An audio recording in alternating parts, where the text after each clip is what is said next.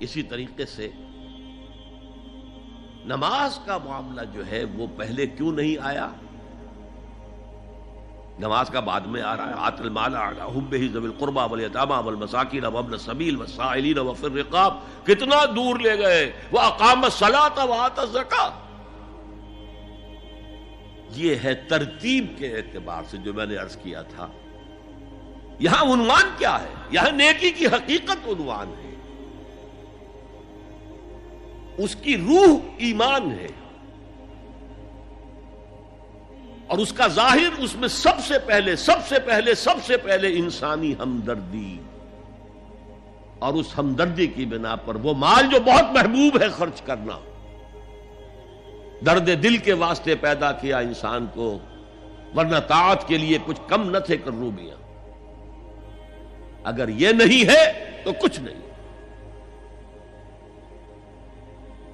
حضور نے فرمایا من یحرم الرفق فقد حرم الخیر کلہ. جو شخص دل کی نرمی سے محروم ہو گیا وہ کل کے کل خیر سے محروم ہو گیا. کسی کو دکھ میں دیکھو اور اس پوزیشن میں ہو کہ تم اس کا کوئی مداوع کر سکو اور نہ کرو، پھر تم چاہے مفسر ہو، محدث ہو، نیک نہیں ہو. تم عابد ہو سکتے ہو، زاہد ہو سکتے ہو، تم مفسر ہو سکتے ہو، محدث، نیک نہیں ہو سکتے. من یحرم الرفق، رفق کہتے ہیں نرمی. رفیق ہمارا ساتھی، دمساز. ظاہر بات ہے آپ کو دکھ ہوگا، آپ کے رفیق جو ہے اس کے اپنے دل میں محسوس کرے گا آپ کے درد کو. ہم درد کسے کہتے ہیں؟ ہم درد، ان کا درد مشترک ہے.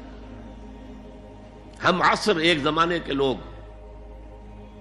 ہم جماعت ایک جماعت میں پڑھنے والے. ہم درد، خنجر چلے کسی پہ تڑپتے ہیں ہم امیر. سارے جہاں کا درد ہماری جگر میں ہے. اگر یہ رفق نہیں ہے، اگر یہ ہمدردی نہیں ہے، اگر کسی کو دکھ میں دیکھ کر آپ تڑپ نہیں اٹھتے، اگر اس کی مدد کرنے پر قادر ہو اور نہیں کرتے تو کل خیر سے محروم ہے. پڑھے جاؤ نمازیں اور تہجدیں، کچھ حاصل نہیں ہو. اس پر جو آخری آیت قرآن کی ہے، لن تنالوا البر حتى تنفقوا مما تحبون، اس سے زیادہ کیٹیگوریکل سٹیٹمنٹ اور کیا چاہیے. لن کے ساتھ جو نفی ہوتی ہے فعل مضارع میں، انتہائی مؤکد. ہرگز نہیں پہنچ سکتے نیکی کے مقام کو جب تک کہ خرچ نہ کرو ان میں سے جو چیزیں تمہیں پسند ہیں. قمیض پھٹ گئی ہے، بوسیدہ دے دو کسی کو، یہ نہیں ہے خیرات و صدقات، بلکہ جو تمہیں محبوب ہو. لن تنالوا البر، بر کے مقام تک نہیں پہنچ سکتے. پھر میں کہہ رہا ہوں عابد ہو سکتے ہو، زاہد ہو سکتے ہو، علم کا معاملہ ہے، محدث ہو سکتے ہو، مفسر ہو سکتے ہو، فقیہ ہو سکتے ہو، مفتی ہو سکتے ہو، سب کچھ ہو سکتے ہو. قرآن مجید کی روح سے نیک نہیں کہلا سکتے. وآت المال علی حبہ.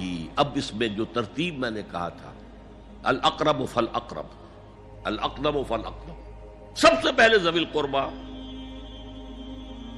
اور اس میں اکثر و بیشتر ہم سے کوتاہی ہوتی.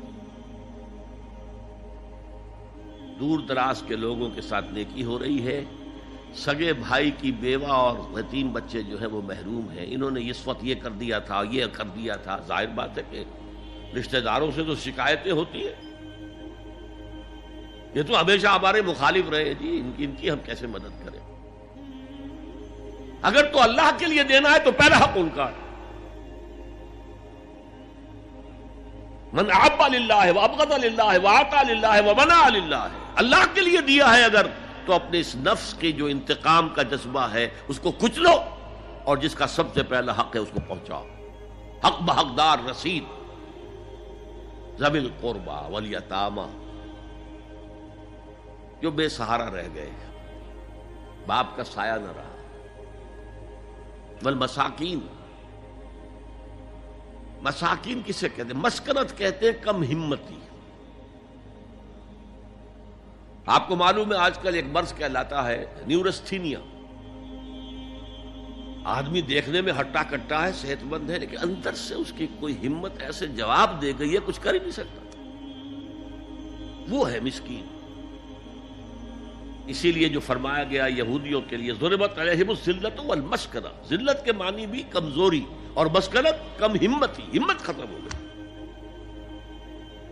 تو جو اپنے پاؤں پر نہیں کھڑا رہ سکتا اس وجہ سے کہ اس میں وہ ہمت کم ہو گئی، وہ بھی مستحق ہے. وابن السبیل اور مسافر. پرانے زمانے میں آپ کو معلوم ہے نہ سرائیں تھیں، نہ کچھ اور تھا، نہ ہوٹل تھے. پھر اگر کہیں راستے میں چوری ہو گئی، ڈاکہ پڑ گیا، تو آدمی جو ہے گھر میں خود ہے، کفیل ہے، اچھا ہے. اس وقت کی حالت ایسی ہو گئی. ہمارے ہاں بیگرز نے اسی کو ایک بہت بڑا بہانہ بنایا ہوا، جی میں آیا تھا وہاں سے اور یہاں سے اور میری جیب کٹ گئی، سب کچھ چلا گیا، اب مجھے واپس جانے کے لیے کرایہ چاہیے. اکثر و بیشتر جھوٹے کیسز ہوتے ہیں. اگر آپ کسی کو پکڑ لیں اور ساتھ لے کر کہیں تحقیق کراؤ تو وہ بھاگ جائے گا، پھر نہیں آئے گا اس مسجد میں. لیکن یہ کہ ابن السبیل یہ بھی ایک کھاتا ہے. والسائلین، یہ ذرا تفصیل طلب معاملہ ہے. اسلام کی تعلیم بڑی متوازن ہے. ایک طرف سوال کی مذمت ہے، مت اپنا دستے سوال دراز کرو کسی کے سامنے. جو شخص ہاتھ پھیلاتا ہے مانگنے کے لیے، وہ اپنی عزت نفس کو ہتھیلی پر رکھ کر آپ کے سامنے پیش کر رہا ہے، اور آپ ٹھوکر مار دیتے ہیں اس کی عزت نفس کو. مانگو اللہ سے. اللہ کسی کے دل میں ڈالے تمہاری ضرورت پوری کر سکتا ہے، بغیر اس کے کہ تم کسی کے سامنے دستے سوال دراز کرو. تو سخت مذمت ہے.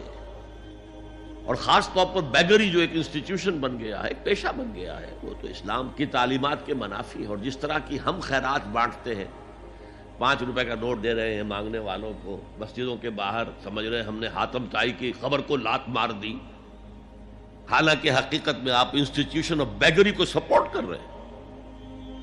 کسی ایک کو لے لو، آؤ چلو مجھے اپنا گھر دکھاؤ، مجھے بتاؤ تم واقعی اس قابل ہو یا نہیں ہو، اور پھر اس کی مدد کریں، لمسم کریں. پھر وہ 5 روپے نہیں ایسی دیں کہ وہ کچھ اپنے پاؤں پر کھڑا ہو سکے.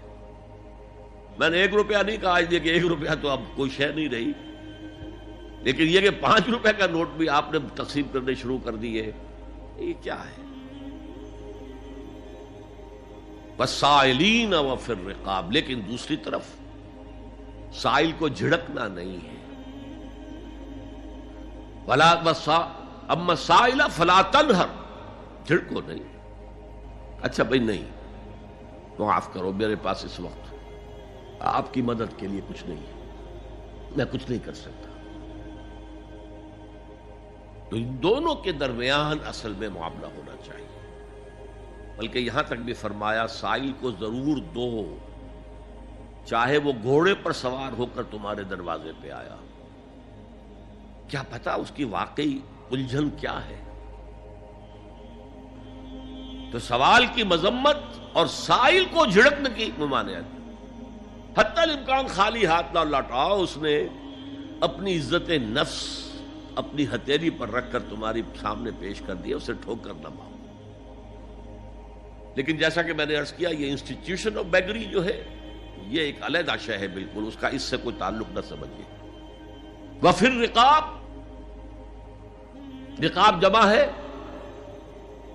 رقبہ، گردن. فک رقبۃ او اطعام فی یوم ذی مسغبۃ یتیما ذا مقربۃ او مسکینا ذا متربہ.